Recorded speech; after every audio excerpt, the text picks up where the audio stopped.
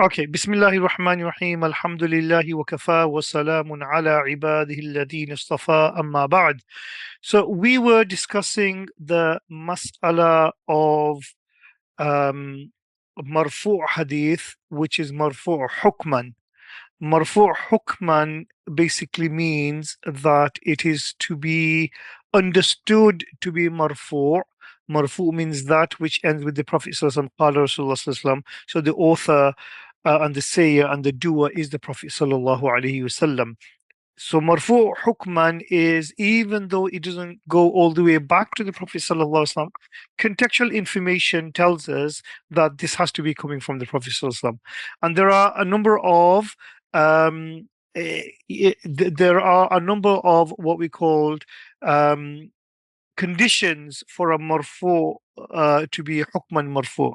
Number one is the Sahabi should not be known for taking Israeliyat.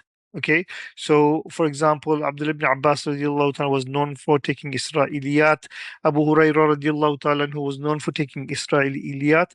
وَمَا لَا مَجَالَ لِلْإِجْتِهَادِ فِيهِ, and it's not something which is based on one's ijtihad.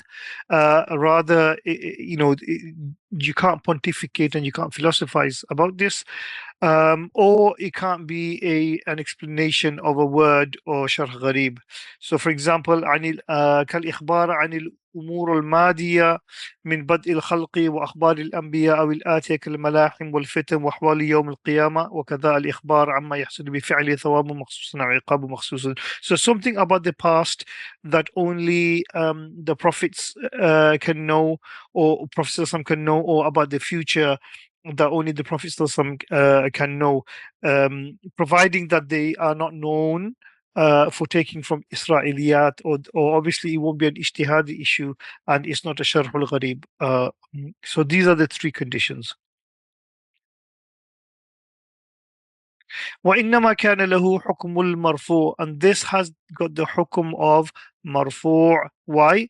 لأن أخباره بذلك يقتضي مخبرا له, and this is because the Sahabis أخباره أي أخبار الصحابي, the Sahabis informing of this thing, بذلك أي this information, يقتضي it requires مخبرا له, someone telling him, because a Sahabi doesn't get wahi, so he will need a mukhbir. Yeah. So who is that mukhbir? The mukhbir is either the Prophet sallallahu alaihi wasallam or the Ahlul Kitab. Yeah. Those are the two possibilities: the Prophet sallallahu alaihi wasallam or Ahlul Kitab. وما لا مجال. So he's giving you an aqli dalil of why a hukum is marfu. A hukum is marfu because the Sahaba who's telling us the information requires a mukhbir. Now, this mukhbir can either be the Prophet ﷺ or it can be the Israeliyat, the Ahlul Kitab. وَمَا لَا مَجَالَ الْإِجْتِهَادَ فِيهِ, and the thing where you are not allowed to do ijtihad, there is no possibility of ijtihad. يقتدي, he says موقفا للقائل به or موقفا للقائل به. Both of them are possible. Mullah Ali Qari prefers muqifan. Muqifan means somebody who is making the sayer aware about these things. Okay, so this is something that we say, sometimes in our everyday language, somebody says something, and we say, nah, it can't be this person speaking, somebody else. We just know that this person does not have the capacity to say this. Somebody else is feeding him this information. Right. Yeah. So similarly here, that thing that doesn't have any capacity to do ijtihad in, say, well, this person does not have does not have the capacity, even though he's a Sahabi, to say these things. Therefore, he needs somebody who's making him waqif, making him aware of this. ولا موقف للصحابي إلا النبي, and there isn't awareness, making awareness for the Sahabi other than the Prophet صلى الله عليه وسلم.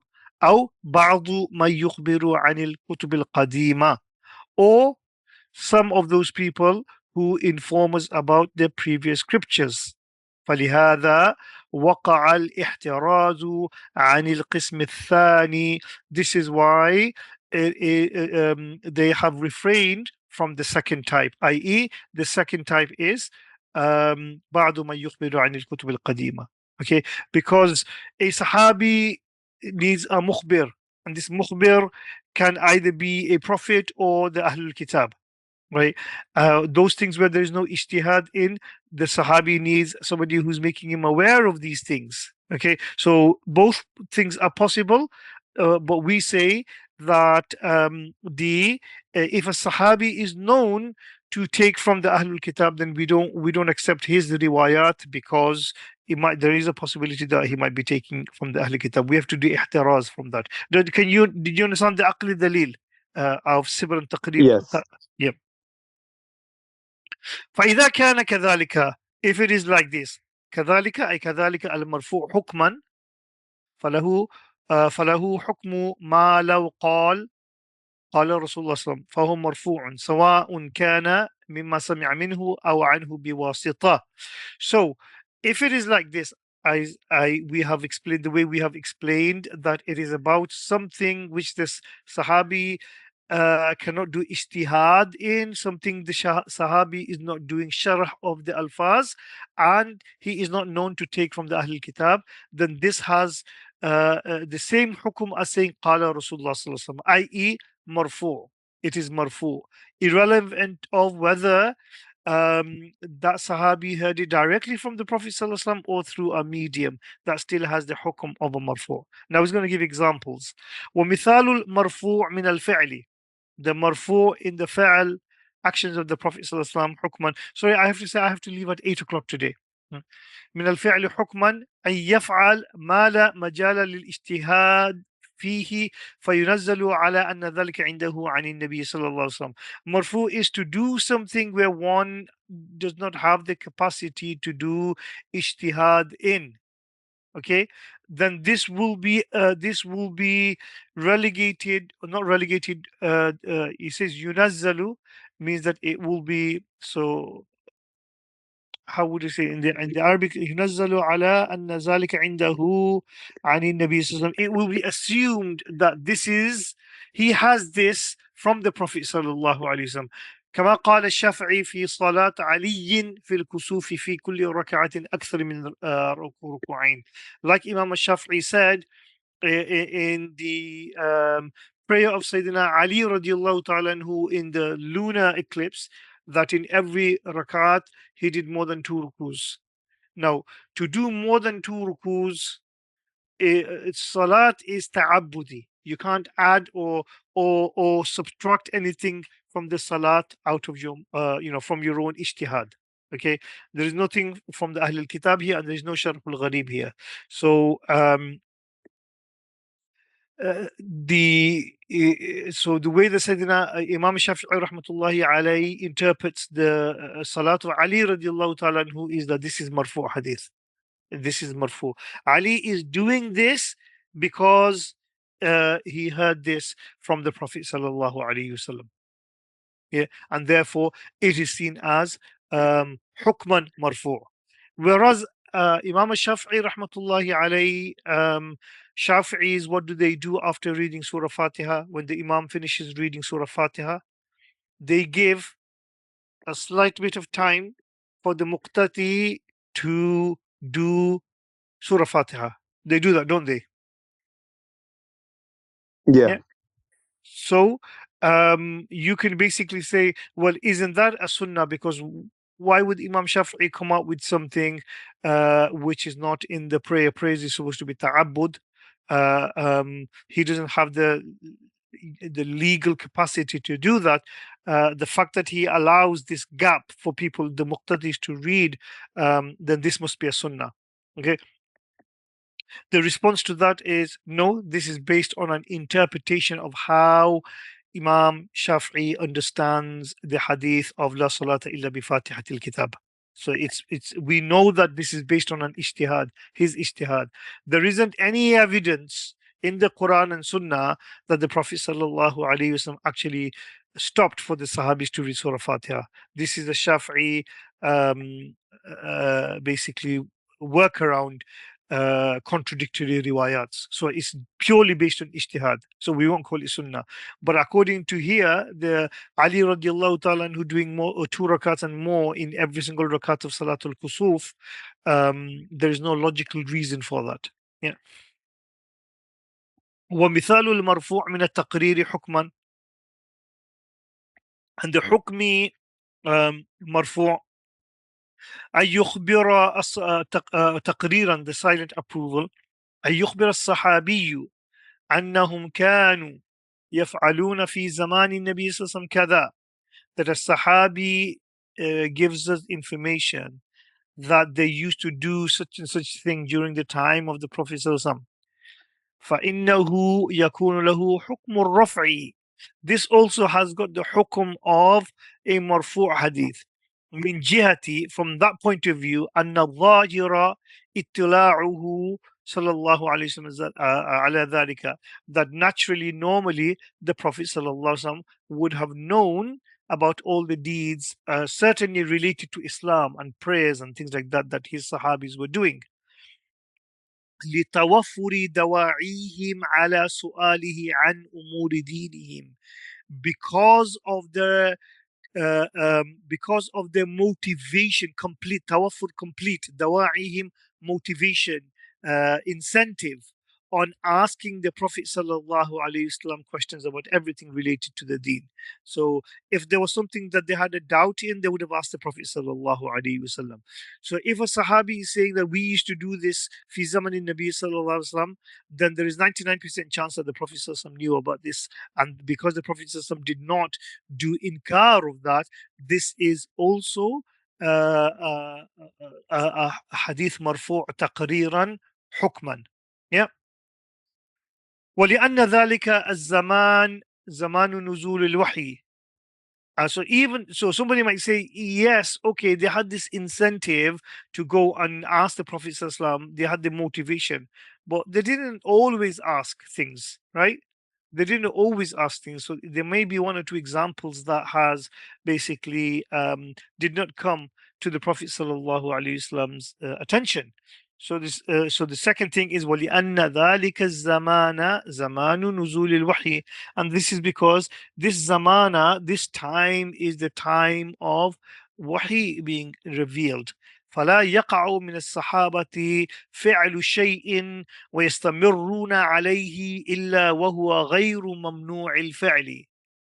Nothing can continuously occur from a Sahabi other than the fact that it is permissible. غير ممنوع الفعل, it is permissible. It is not impermissible.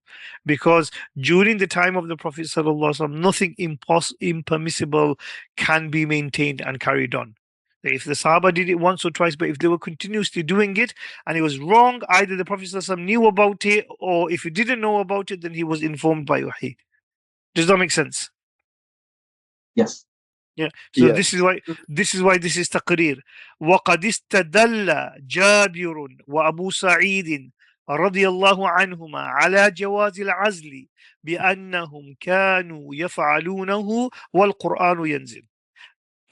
That Jabir radiallahu ta'ala and Abu Sa'id Khudri radiallahu ta'ala, who they did istidlal on the permissibility of coitus interruption. Remember I told you azla is basically to pull one's penis out and to ejaculate outside of the womb. بأنهم كانوا يفعلونه, that they used to do this, والقرآن ينزل, and the Quran was being revealed. ولو كان مما ينهى عنه لنهى عنه القرآن. And if it was something which is prohibited, then this would have been prohibited in the Quran. لنهى عنه القرآن, the Quran would have prohibited that. Are there any questions? No. No.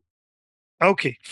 ويلتحق بقوله حكما ما ورد بصيغة الكناية في موضع الصيغة صيغ الصريحة بالنسبة إليه صلى الله عليه وسلم كقول التابعي عن الصحابي يرفع الحديث أو يرويه أو ينميه أو رواية أو يبلغ به أو رواه.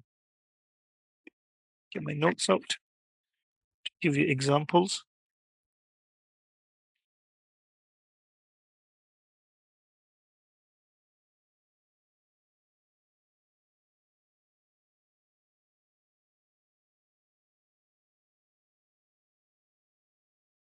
Just get notes out.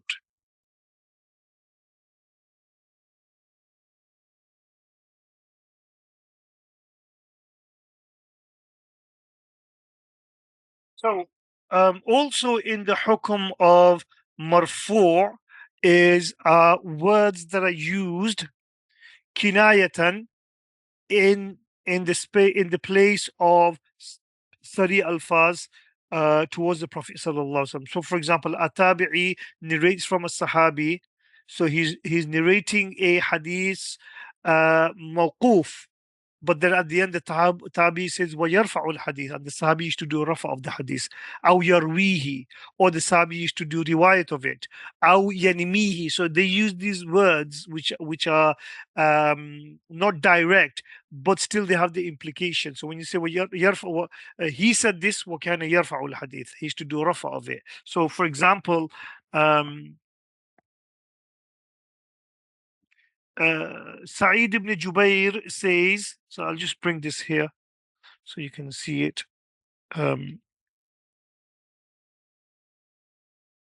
سعيد بن جبير says عن ابن عباس الشفاء في ثلاث شربة عسل وشرطة محجم وكية نار وأنهى أمتي وأنهي أمتي عن الكيء.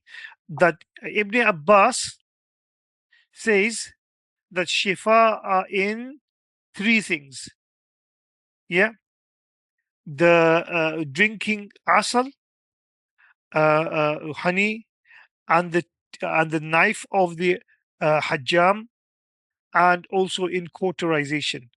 Now look at Ibn Abbas is basically saying عن Ibn Abbas الشفاء في ثلاث, but here he says وأنهي أمتي عن الكيء, and I forbid my ummah from cauterization, from using fire to cauterize. So here Ibn Abbas is using a sigha which is wahid mutakallim. Yeah.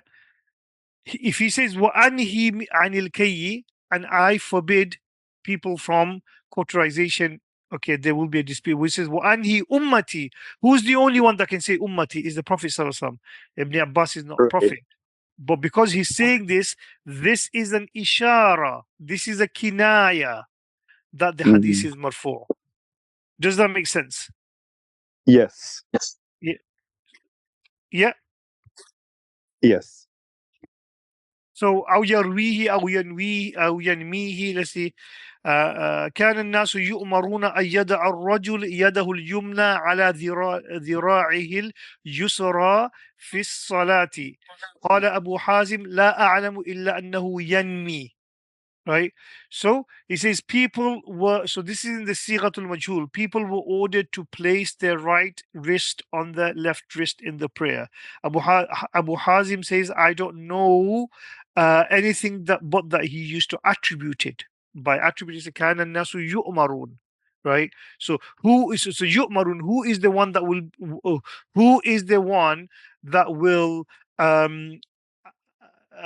that will order something like that. So there is an attribution to the Prophet sallallahu alaihi wasallam. Yeah. Right. Similarly, كحديث سفيان عن الزهري عن سعيد بن المسيب عن أبي هريرة رواية الفطرة خمس. So sometimes they get the word رواية. رواية means رواية إلى رسول الله صلى الله عليه وسلم الفطرة خمس. So these are the different alfaz that can be used to denote that the hadith is marfu, but it's marfu hukman. Yeah. أو يبلغ Makes sense. به. Yeah. So we have أو يبلغ به. So these are called the balaghat. A lot of the balaghat of Imam Malik. Hadith Muslim عن أبي الزناد عن الأعرج عن أبي هريرة. يبلغ به أن تبع لقريش وبه عن أبي هريرة رواية تقاتلون قوما صغار الأعين. So you can see the words يبلغ به, that he passes on this information without saying قال رسول الله صلى الله عليه وسلم. And رواية تقاتلون قوما صغار الأعين, talking about the Umayyads. So again, these are صيغة of kinaya, which basically tells us that these are مرفوع حكما.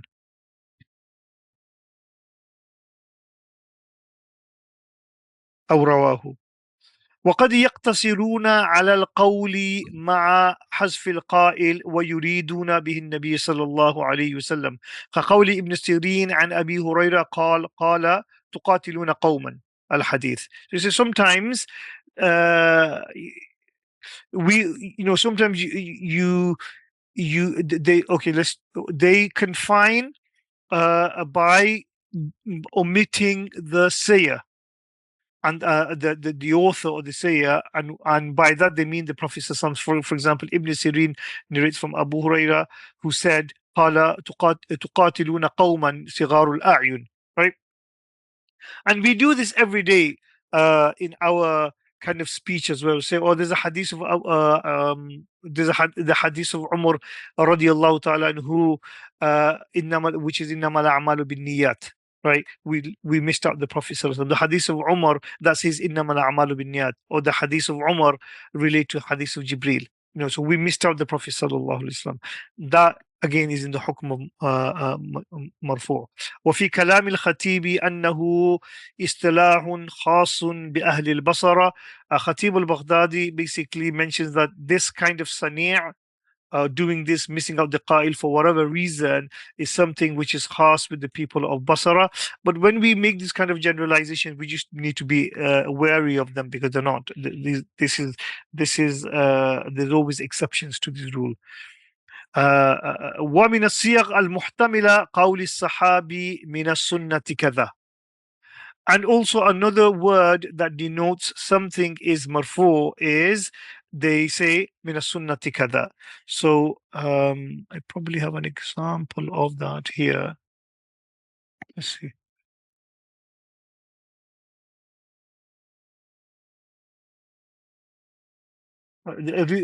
Riwayat of Bukhari عن عبد الله بن عمر أن الحجاج بن يوسف عام نزل بابن الزبير رضي الله عنهما سأل عبد الله كيف تصنع في الموقف يوم العرفة، فقال سالم إن كنت تريد السنة فهجر بالصلاة يوم عرفة. فقال عبد الله بن عمر صدق إنهم كانوا يجمعون. So hajr is basically do jama between Zuhr and Asr في السنة. So can you see that? He's saying إن كنت تريد السنة. This is صدق إنهم كانوا يجمعون بين الظهر والعصر في السنة. فقلت لسالم أفعل ذلك رسول الله؟ فقال سالم وهل تتبعون في ذلك إلا سنته. So can you see it's من السنة كذا.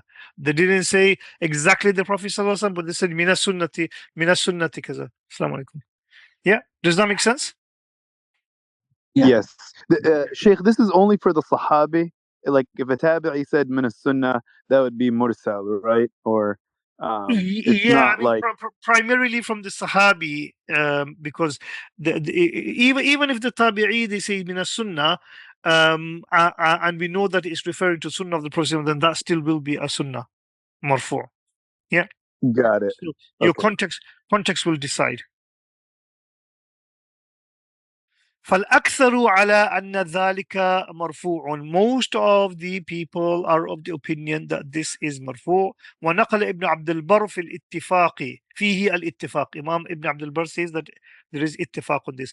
وإذا قالها غير الصحابي فكذلك. That's your answer. ما لم يضفها إلى صاحبها كسنة العمرين. As long as they do not attribute it to another person. For example, they say this is سنة العمرين. Yeah.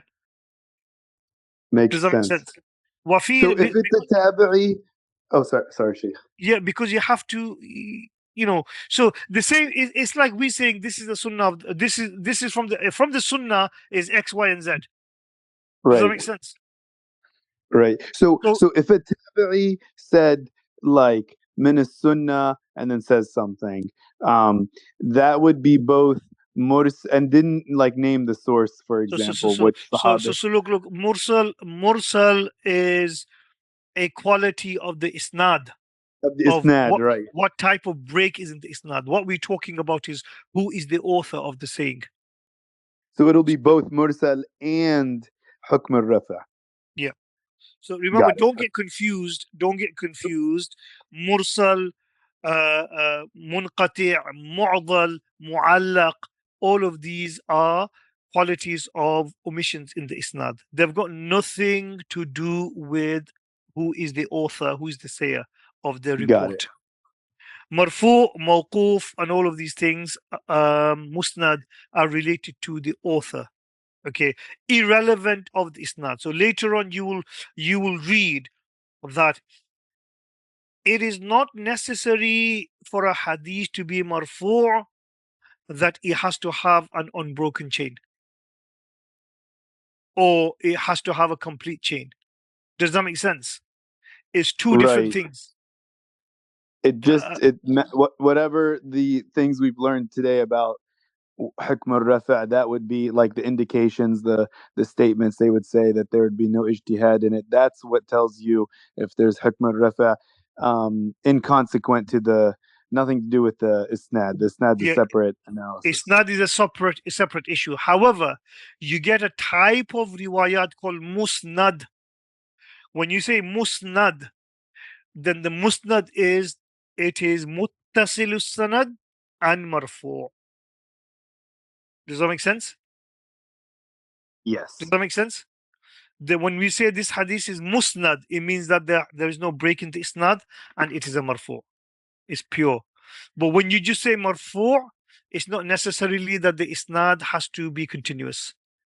Does that make sense? Got it. Imam Ibn Hajar then basically humbly might not be humbly but confidently he rejects Ibn Abdul Barr and says وفي نقل الاتفاق نظر, and to basically say there is ittifaq on this, it is nazar. This is problematic. فعن الشافعي في أصل المسألة قولان. Imam al-Shafi'i has got two opinions on this, of whether min as-sunnati kadha can actually be a hadith marfu or not. وذهب إلى أنه غير مرفوع. So let's see what the Muhashi says here. No, he's just giving a reference to 24 al-Bahr al-Muhit. ذهب إلى أنه. Do you have any homework? Okay. وذهب إلى أنه غير مرفوع أبو بكر الصيرفي من الشافعية، وأبو بكر الرازي من الحنفية، وابن حزم من أهل الظاهر، واحتجوا بأن السنة تتردد بين النبي وبين غيره. So all he's saying is that that to do naql of ittifaq, not even ijma'. Right, ijma' is something else. He says even to say that ittifaq, there's some kind of agreement on this. He says no, Imam Shafi has got two opinions, and from the Shafi'iyya, Abu Bakr al-Sayrafi basically says that it is not marfu, and Abu Bakr al-Razi from the Hanafiya basically say it is not marfu. Ibn Hazm from the Ahlul Zahir basically say that it is not marfu. Wahtaju, and their dalil is that the sunnah, the word sunnah is tataraddudu bayna an-nabi wa bayna ghayrihi. It can be, it's multivalent. It can be used for the Prophet sallallahu alaihi wasallam and for others as well. وأجيب بأن احتمال, and he's responding on behalf of, so he's raising the question and he's responding. وأجيب بأن احتمال إرادة غير النبي صلى الله عليه وسلم بعيد, and they respond, right, that the possibility of intending anyone other than the Prophet sallallahu alaihi wasallam is far-fetched. وقد روى البخاري في صحيحه في حديث ابن شهاب عن سالم بن عبد الله بن عمر عن أبيه في قصة مع الحجاج, the one that I just mentioned, حين قال له إن كنت تريد السنة فهجر بالصلاة. قال ابن شهاب فقلت للسالم أفعله رسول الله فقال وهل يعنون بذلك إلا سنته. فنقل سالم وهو أحد الفقهاء السبعة من أهل المدينة وأحد الحفاظ من التابعين عن الصحابة أنهم إذا أطلقوا السنة لا يريدون بذلك إلا سنة النبي. So that's the hujjah, that's the dalil. So this question that Imam Ibn Hajar says في نقل الاتفاق نظر, and some people basically says that this is غير مرفوع, right? So what is happening here, he basically mentions that majority of them basically say that it is marfu, but some people basically say that it is not marfu, right? Imam Ibn Hajar Asqalani is of the opinion that min as-sunnati kadha is from the marfu, so he's with the first group. But what he does not agree with is to say that there is a widespread acceptance on that. He does not agree with that. He agrees that it is marfu, but he does not agree that there is a widespread. So he's a bit nuanced. The second opinion is Abu Bakr al-Sayrafi, Abu Bakr ibn al-Razi, Ibn Hazm says that it does not represent the sunnah, because the sunnah is mutaraddid bayna sunnat al-nabi wa sunnat al-ghayr. Imam Ibn Hajar Asqalani, because this is going against his madhab, he's rejecting that, and he says it is ba'id that anyone will say min sunnati kaza, and they don't mean the Prophet Sallallahu Alaihi Wasallam. Even when we say it is a sunnah, right? And from the sunnah, one of the sunnah is um, it is far-fetched that by that we mean Abu Bakr radiallahu ta'ala anhu or Umar radiallahu ta'ala anhu, isn't it? When we say it's a Yeah. sunnah, we mean the sunnah of the Prophet sallallahu alaihi wasallam. So this is his Salawat. aqli dalil. But then he also gives a naqli dalil to prove that. And the naqli dalil is وقد روى البخاري في صحيحه. So this is the hadith that I mentioned. في حديث ابن شهاب عن سالم بن عبد الله بن عمر عن أبيه في قصته مع الحجاج هنا قال له إن كنت تريد السنة فهجر بالصلاة. That if you want to do the sunnah, then do jama of the salat. The صلاة الظهر and صلاة العصر in Masjid Namira on يوم العرفة. قال ابن شهاب, Ibn Shihab al-Zuhri says, I asked Salim ibn Abdullah, Salim the son of Abdullah, أفعله رسول الله. So because so there might have been some shak that the sunnah might mean a sunnah of a sahabi. So Ibn Shihab basically says to Salim, أفعله رسول الله صلى الله عليه وسلم. Salim basically says, هل وهل يعنون بذلك إلا سنته. You know, do people mean anything else by this other than the sunnah of the Prophet sallallahu alaihi wasallam? And then he says, so then we can say, yeah, but that's Salim's opinion. But then he's giving a character reference. Why is it? Salim is وهو أحد الفقهاء السبعة, from others, for example, Kharija ibn Zayd and others. There's a poetry on the fuqaha sab'a. Let me see if he's doing it. Yeah, there we go. Kharij ibn Zayd, Qasim ibn Muhammad ibn Abi Bakr, Urwa ibn Zubair, Ubaidullah ibn Abdullah ibn Utbah, Sa'id ibn al-Musayyib, Abi Salma ibn Abdul Rahman, Sulaiman ibn Yasar. But here, Salim is not mentioned, but there's probably a difference of opinion that Salim is also one of them, certainly according to Imam Ibn Hajar Asqalani rahmatullahi alayh. So he says, وَهُوَ أَحَدُ الْفُقَهَاء السَّبْعَةِ مِنْ أَهْلِ الْمَدِينَةِ. So Medina had these 7 fuqaha. وأحد الحفاظ من التابعين عن الصحابة, primarily from his father Abdullah ibn Umar, أنهم إذا أطلقوا السنة لا يريدون بذلك إلا سنة النبي صلى الله عليه وسلم. So this is the نقلي dalil. So he's given the عقلي dalil and the نقلي dalil, that من السنة كذا basically means the sunnah of the Prophet صلى الله عليه وسلم. And it's far-fetched to think that you're talking about somebody else's sunnah. We normally say it is Abu Bakr's amal, it was the Abu Bakr's amal. وأما قول بعضهم إن كان مرفوعا فلما لا يقولون فيه قال رسول الله صلى الله عليه وسلم. And somebody might ask a legitimate question, that if it is really marfu, then why didn't they say قال رسول الله صلى الله عليه وسلم? It's a valid question.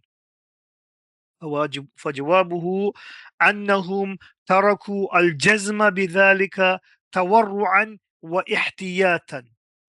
Yeah, that they did not want to confidently say this, not because they're not confident that this is not from the Prophet Islam, but tawarru'an, because of the taqwa and because they want to stay on the safe side, based on hadith of the Prophet Islam, man kadhaba alayya muta'ammidan falyatabawwa maq'adahu minan nar. ومن هذا قول أبي قلابة عن أنس من السنة إذا تزوج البكر على الثيب أقام عندها سبعا أخرجاه في الصحيح. And from that type of tawarru and ikhtiyat is Sayyidina Anas saying min as-sunnah, rather than saying min sunnati Rasulullah min as-sunnati إذا تزوج البكر على الثيب أقام عندها سبعا أخرجاه في الصحيح. قال أبو قلابة لو شئت لقلت إن أنسا رفعه إلى النبي صلى الله عليه وسلم. Abu Qilaba was a student of Anas, says, if I wanted to, I could have said Anas did a rafa of this, raise this to the Prophet صلى الله عليه وسلم. أي لو قلت لم أكذب, that if I was to say وهو رفعه إلى النبي صلى الله عليه وسلم, then I would not be lying. لأن قوله, because the qawl of Anas radiallahu anhu من السنة هذا معناه لكن إراده بالصيغة التي ذكر الصحابة أولى. That because Imam Ibn Hajar is saying, because لأن قوله من السنة, that the words of Abu Qilaba, that من السنة, it actually means مرفوع من النبي صلى الله عليه وسلم. هذا معناه, that is the meaning. This is the meaning. This is the meaning. I مرفوع معناه لكن إراده بالصيغة. But Abu Qilaba got he did transmitted it, Irad transmitted it with the very words that the Sahaba mentioned, and that is better. So rather than interpolating with his words and say عن أنس رضي الله تعالى عنه وهو يرفعه إلى النبي صلى الله عليه وسلم, he said قال أنس من السنة, and he used exactly the words because this is أولى. Are there any questions before we move on to the next section? No. Just not on the text, but the six Fuqaha of Medina. So based on the footnote, the seven. Based on the footnote, if you include Salim, then it's 8, right? Yeah, I think there is. These kind of things are they have ikhtilaf in them. Yeah. So one of them from the others. Let me see. I will be able to probably tell you. Where is it? It's on the footnote before. Yeah. Qasim ibn Muhammad, Urwa ibn Zubayr, Ubayd ibn Sa'id, Sulaiman ibn Yasar is there. I know Kharija is there definitely. Qasim ibn Muhammad is there definitely. Urwa ibn Zubayr definitely. Sa'id ibn Musayyab is definite. Abu Salama is definite. Sulaiman ibn Yasar is definite. I think Ubayd ibn Abdullah, there is a difference of opinion on him. The others I know for sure. And Salim is, remind me, is the freed slave of, is it Umar?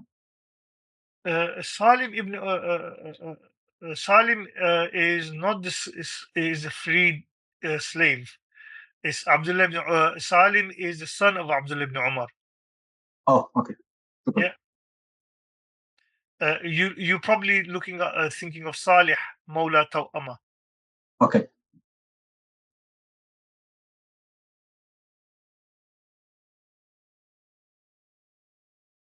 ومن ذلك, so other صيغ. ومن ذلك قول الصحابي أمرنا بكذا أو نهينا عن كذا فالخلاف فيه كالخلاف الذي قبله. Right. And from this ikhtilaf, the same ikhtilaf of where is it? This one. That mina sunnati kada, is it a sunnah of the Prophet sallallahu alaihi wasallam or not? Yeah. Is it a sunnah of the Prophet sallallahu alaihi wasallam or not? The same ikhtilaf also applies to when a sahabi says umirna bi kada aw nuhina an kada, that we have been ordered to do this, or we have been forbidden to do this. فالخلاف فيه كالخلاف الذي قبله لأن مطلق ذلك ينصرف بظاهره إلى أن من له الأمر والنهي وهو الرسول, because the general understanding from the apparent meaning is that the one who has got the capacity to do amr and nahi is the Prophet sallallahu alaihi wasallam. وخالف في ذلك طائفة تمسكوا باحتمال أن يكون المراد غيره, and there are a number of scholars who have also done mukhalafat of that, and they have maintained, tamassaku maintained the possibility that it may mean someone else other than the Prophet sallallahu alaihi wasallam. كأمر القرآن, yeah, كأمر القرآن. So it says, remember, كنا نعزل والقرآن ينزل, أو الإجماع, أو بعض الخلفاء, أو الاستنباط. Yeah, so it says there are other possibilities other than being sunnah. أجيب, clearly Imam Ibn Hajar also accepts أمرنا بكذا نهينا عن كذا, وأجيب بأن الأصل هو الأول وما عداه محتمل, that the default case is the first one, which is that it is sunnah, is the Prophet sallallahu alaihi wasallam, and beyond those it's muhtamal. Yeah, it's there is a possibility. لكنه بالنسبة إليه مرجوح, but to there is a possibility, but to attribute it, yeah, attribute it to that is not a it's a marjuh position. It's not a dominant position. وأيضا فمن كان في طاعة رئيس إذا قالت أمرت لا يفهم عنه أن آمره إلا رئيسه. This is his عقل دلائل. And it says, and similarly, if someone is following and is obedient to a king, is a leader, and when he says, I have been ordered, one will not understand that the person who's doing the ordering is anyone other than the leader, okay, which is a logical explanation. وَأَمَّا قَوْلُ مَنْ قَالَ, and as far as the opinion of the people who says muhtamal, يحتمل أن يظن ما ليس بأمر أمرا فلا اختصاص له بهذه المسألة بل هو مذكور فيما لو صرح. He's giving he's giving a taslimi jawab. You know, so there are a number of types of jawabs: ilzami jawab and taslimi jawab. Yeah, ilzami jawab is when we say what taslimi jawab is when we say for the sake of argument. Yeah, let's accept this for the sake of argument for 1 minute. You know, when we say that, in a way, what you're doing is for the sake of argument, you are doing taslim, yeah, of the opposition. But then by doing taslim, accepting the opposition, then you're going to break it apart. Ilzami is basically you don't accept it, you basically break it apart. So this is a taslimi jawab. It says وأما قول من قال يحتمل أن يظن ما ليس بأمر أمرا. And as for من قال يحتمل أن يظن ما ليس بأمر أمرا, that it is possible that the amr that is not actually an amr. فلا اختصاص له بها. So he said it's not an amr from the amir. It might be something else. There's a possibility. It says فلا اختصاص له بهذه المسألة. Why should we confine it to this masala? أمرنا بكذا أو نهينا بكذا. بل هو مذكور فيما لو صرح. That this ihtimal still remains even if it was clearly mentioned.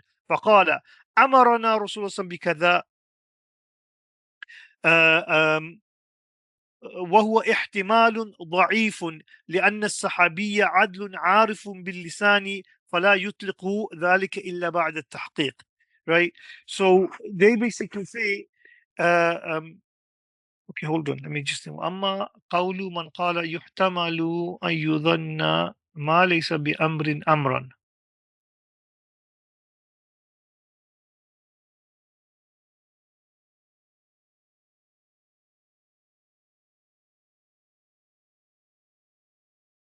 I'll have to look at this dalil, or do you want to work it out, Omar? And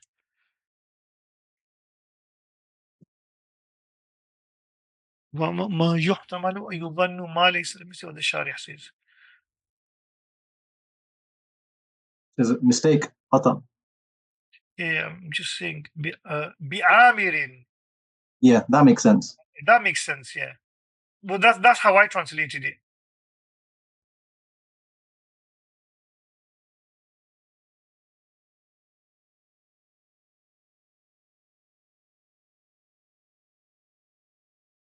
No, he's basically saying بآمر أمرا. That is a mistake.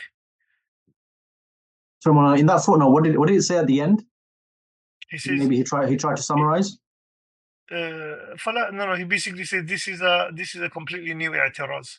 Let's work this i'tiraz out. Sometimes it becomes difficult, these i'tirazat, because he's got people in mind.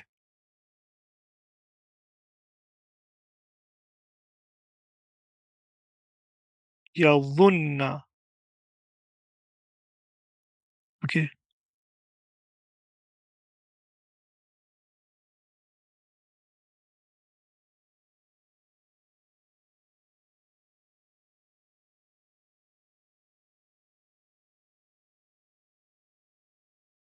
He's basically saying,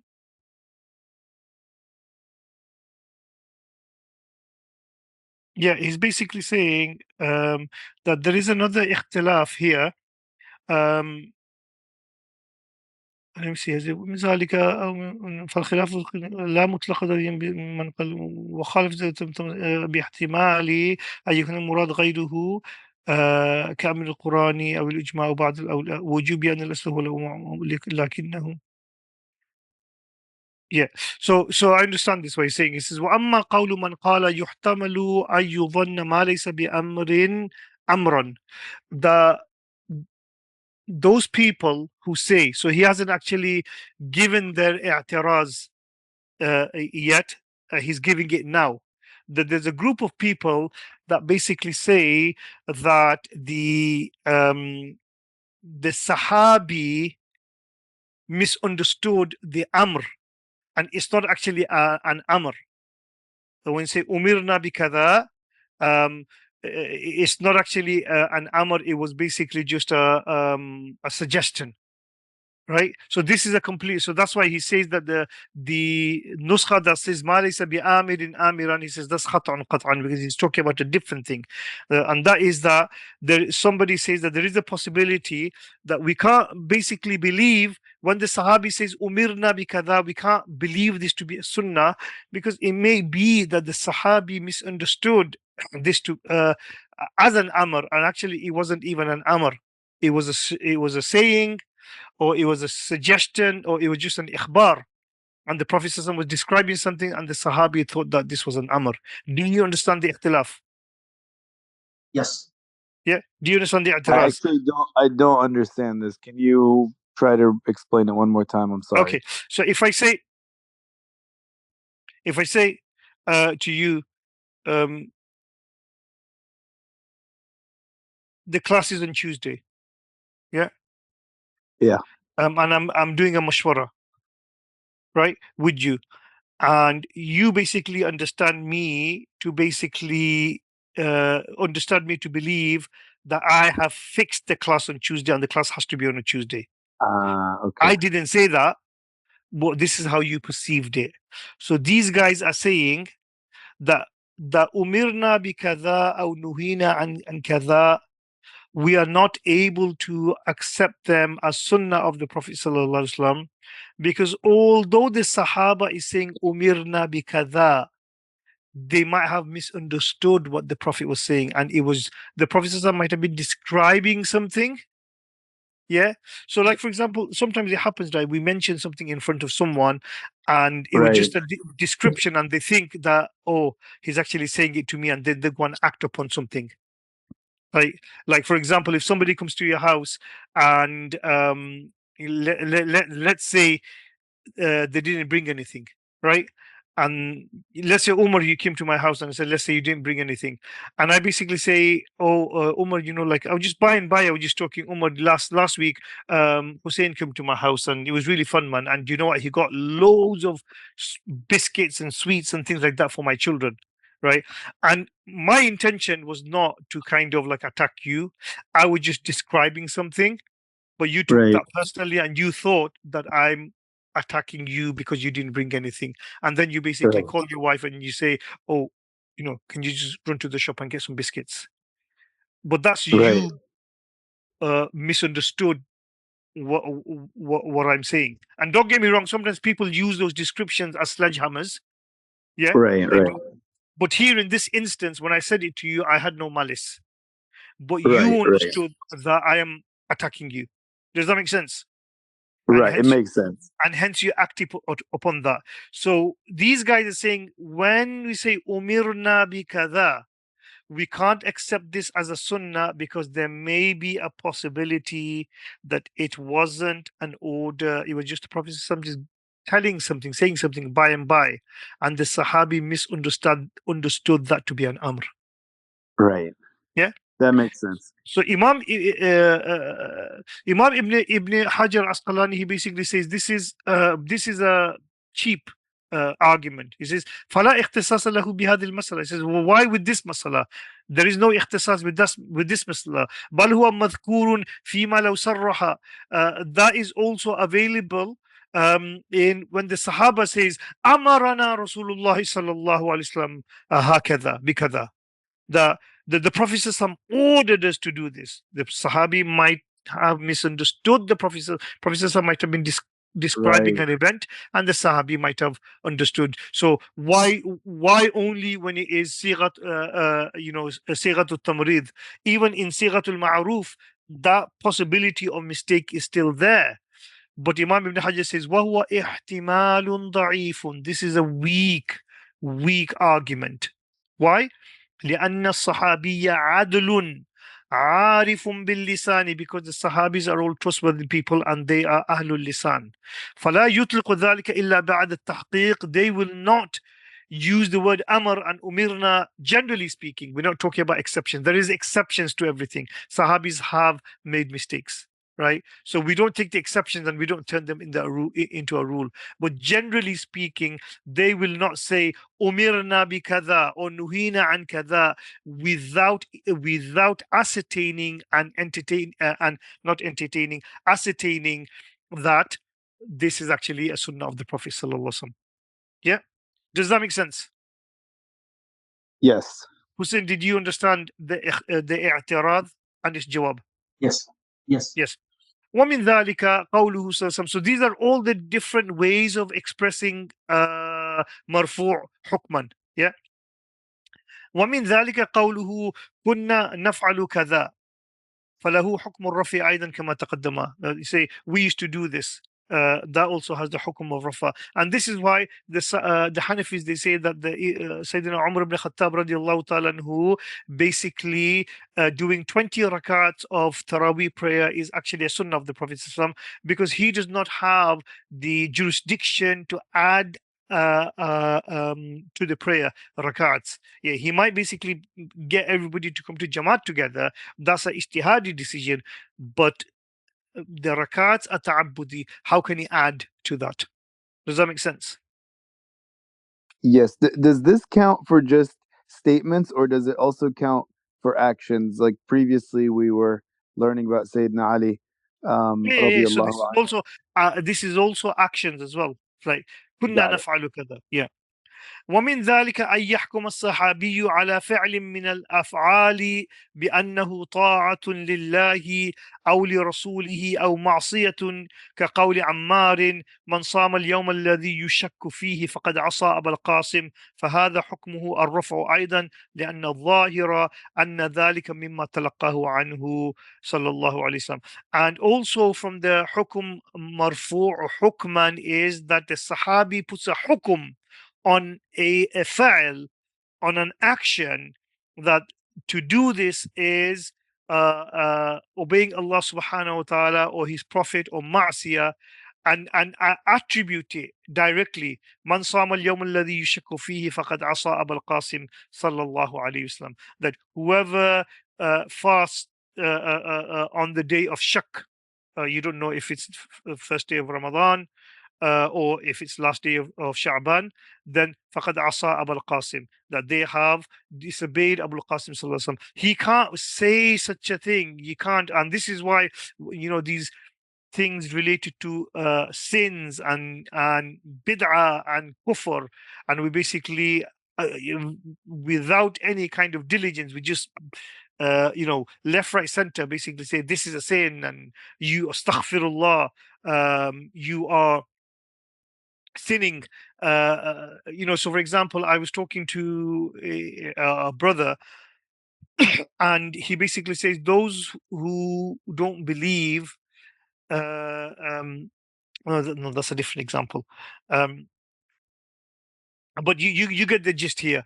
فهذا حكمه الرفع أيضا لأن الظاهر أن ذلك مما تلقاه عنه. A Sahabi can't say that you have disobeyed the Prophet صلى الله عليه وسلم if they haven't heard something from the Prophet صلى الله عليه وسلم, because the obvious is ذلك مما تلقاه عنه صلى الله عليه وسلم, because this is what they have received from the Prophet sallallahu alaihi wasallam. Let's leave it at that. This was all the discussion on marfu'. Okay, from next week, we will go on to the discussion of mawquf, which is when it stops at the Sahabi. Okay, any question? Let me just check my diary to see. Just gonna load up to see if I have anything. So today is, I'm not sure about this NBRN conference. I'm not sure.